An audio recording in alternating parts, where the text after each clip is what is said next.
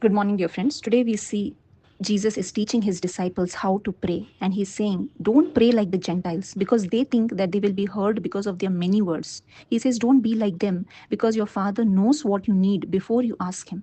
Today, my dear friends, we need to check our prayers. Are we constantly using the same repetitive babbling, or are we putting forth our requests and needs and desires constantly to Jesus? Jesus is telling us that is not the way to pray, but instead he teaches the true meaning of prayer. Prayer is a relationship with the Father. It is a two-way communication between a father and a child. That's why he teaches the disciples to pray in this way, Our Father in heaven. He shows us that prayer means having a relationship with the Father. And today we all need to have this personal relationship with the Father. And how is it possible?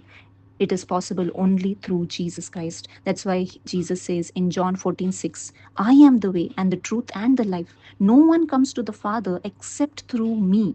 If we want to have a relation with the Father, we need to go through only one way, and that is Jesus Christ. And that's why we see the great love that the Father had for his children is depicted on the cross through Jesus Christ. And today we need to understand that Jesus shed his blood, he sacrificed his life so that we may regain that lost relationship with the Father.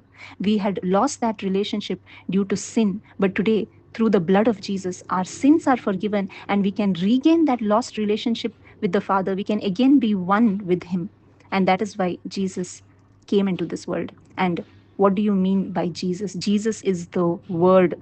The Word became flesh and dwelt amongst us. If we want to have a relationship with the Father, we need to go through Jesus. Jesus is the Word, and the Word of God is given to us so that we may understand the Father, we may understand the love of the Father, we may understand who He is, so that we may be able to have a relationship with our Father. That's why it says in Hebrews 4:12, the Word of God is alive and active. Jesus is alive and active. He's living, and he wants us to have that relationship. He wants us to have a personal talking relationship, just like how a child talks to his parents every day and tells all the things that is happening in his life. Same way we also need to have that relationship, and all this is possible only when we start reading the word, when we understand what Jesus has done on the cross for each of us, when we receive that word in our heart. That word or Jesus in our heart will start bearing fruit in our life. That's why we see in the first reading also in Isaiah chapter 55, it says, For as the rain and the snow come down from heaven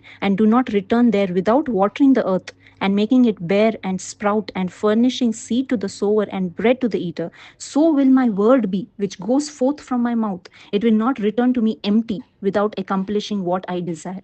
Today we need to understand that the word of God is literally the words which has come from the mouth of the Father for each of us, for his children. And if we truly think that we are children of the Father, we need to read his word. We need to receive that word into our life so that it may bear fruit in our life. And we'll also learn a lesson about forgiveness today. Jesus is saying, if you forgive others their trespasses, your heavenly Father will also forgive you.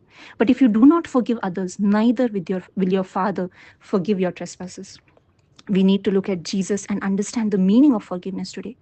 Jesus said on the cross, Father, forgive them, for they know not what they are doing. If Jesus could forgive all those who crucified him on the cross, today we can also certainly ask Jesus to help us to forgive those who have wronged us.